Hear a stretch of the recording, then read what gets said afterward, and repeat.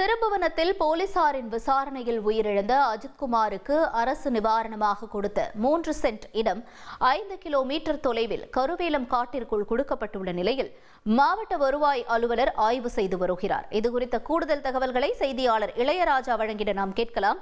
இளையராஜா, வணக்கம். இப்ப இந்த இடம் மேல அவங்க வைக்கக்கூடிய குற்றச்சாட்டுகள் என்னவாக இருக்கிறது? விவரங்கள் என்ன?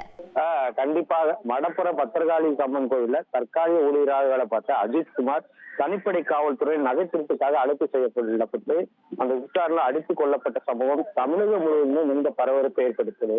இந்நிலையில அவர் அந்த விசாரணையை விசாரிக்கிறதுக்காக சென்னை கிளை மதுரை உயர்நீதிமன்றம் ஜான் சுந்தர்லால் சுரேஷ் என்ற நீதிபதியை நியமித்து அவர் கடந்த 7 நாட்களை விசாரிச்சு வந்தாரு. இந்நிலையில அந்த அறிக்கை என்று தாக்கல் செய்யப்பட்டது.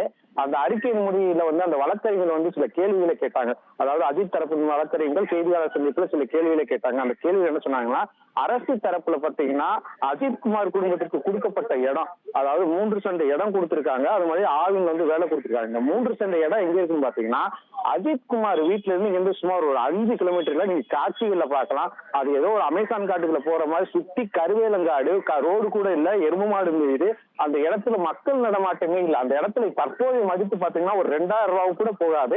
அந்த இடத்துல அவருக்கு இடத்தை கொடுத்தது அவரே தற்போது செய்தியில எல்லாம் பேட்டியா சொல்லியிருக்காரு. இந்த இடம் எங்களுக்கு தேவையில்லை, அந்த இடம் எங்களுக்கு எங்கே உதவியாவே இருக்காது என்று சொல்லியிருக்காரு. தற்போது அந்த இடத்தை அது உண்மைத்தன்மைதானா, அந்த இடம் இவ்வளவு போகுமா என்று விசாரிப்பதற்காக மாவட்ட வருவாய் அலுவலர் செல்வசுரபி தற்போது அந்த இடத்தை ஆய்வு செஞ்சுட்டு போயிருக்காரு. இந்த ஆய்வு செஞ்சுட்டு போன சம்பவம் இப்பகுதியில மிகுந்த பரபரப்பை ஏற்படுத்தி உள்ளது.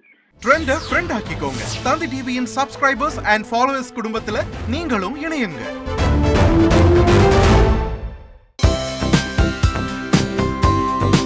தந்தி டிவியை உங்கள் கேபிள் டிவி ஆபரேட்டரிடம் இலவசமாக கேட்டு பெறுங்கள்.